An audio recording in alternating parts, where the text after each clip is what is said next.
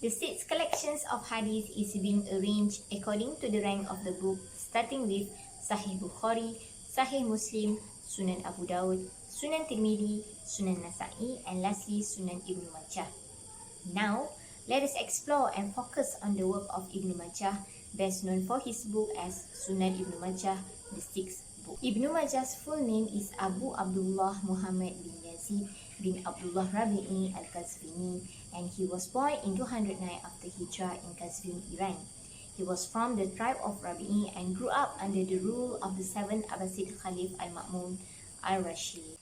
A little bit about his educational journey.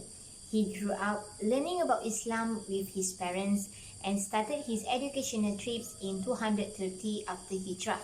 Some of the countries that he visited were Basra, Kufa, Baghdad, Mecca, Syria, Egypt, and many more. He really traveled a lot, and there are reasons behind it.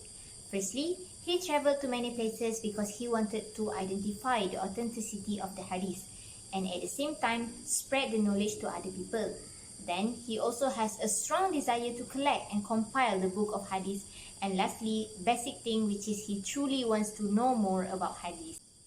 He died on 22nd Ramadan 273 after Hijrah at the age of 64 years old, but he left us with three of his great works. Firstly, the book of Tafsir, which explained the Quran, however, was being destroyed during the invasion of Mongols. Secondly, the book of Hadith, which is the sixth book, Sunan Ibn Majah. Lastly, he left us with a great history book called At-Tarikh. Sunan Ibn Majah consists of 4,341 hadiths, but it was reported that not all the hadiths contained in the book were authentic. The book started with a topic named Book of Sunnah, which is the introduction. He compiled all hadiths that talk about the command in following the Sunnah of the Prophet Muhammad SAW.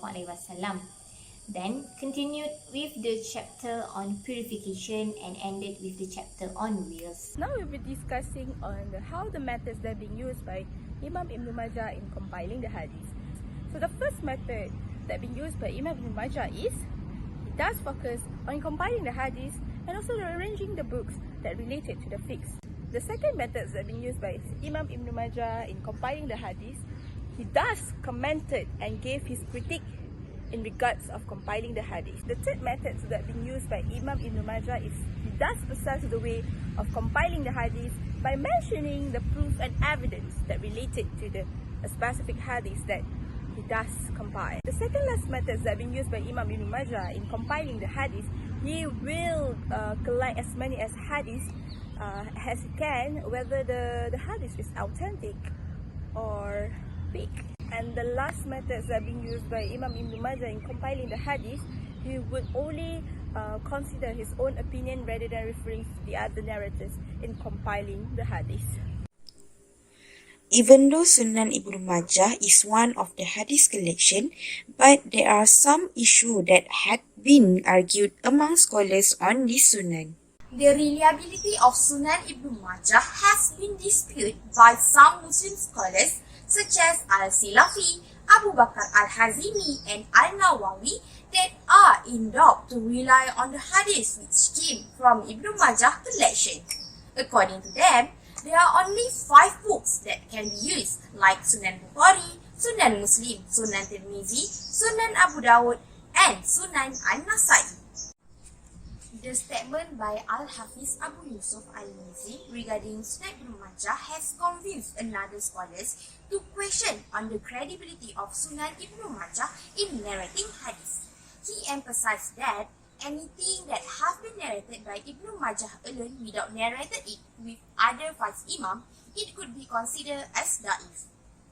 As mentioned in methodology, Ibn Majah has put his own critique and not includes others' opinion.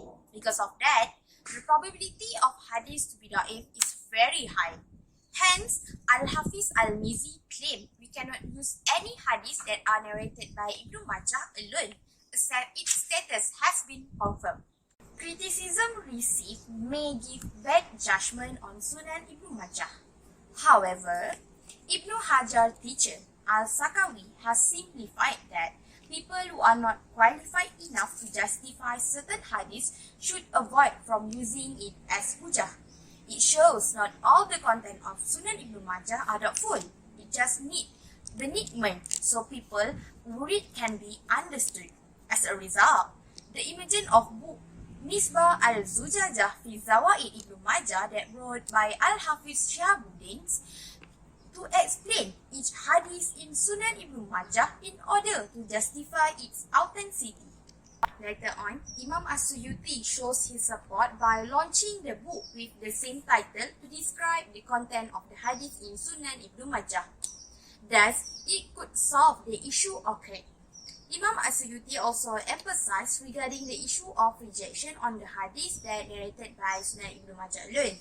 He reported that the number of hadiths that Ibn Majah narrated alone is 1,339, while the total of hadith da'if never exceed the number. Therefore, he refused to that opinion. We have come to the last part, which is opinions among jurists regarding Sunan Ibn Majah. Firstly, Abu Zur'ah al-Razi said, I think if people lay their hands on this book, all or most of other great compiled works will become unnecessary.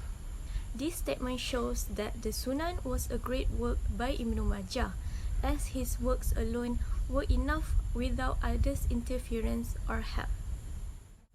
Next, Imam al-Zahabi considered Ibn Majah as al-Hafiz, al-Nakir, al-Sadiq, insightful and determinant. Lastly, Imam Ibn Kathir expressed his opinion by saying that the Sunan represented Ibn Majah's knowledge and insight. He also said that Ibn Majah's book was a well-detailed interpretation and sincere in his writing. Based on our opinion, Ibn Majah's determination need to be followed, as his efforts showed by travelling to different places in order to seek knowledge about hadith and collecting as well as compiling the Sunnah of Prophet Muhammad. To conclude, his contribution does give a great impact on the Muslim world until today in providing the guidance for the Muslims to refer, especially in the matter of faith.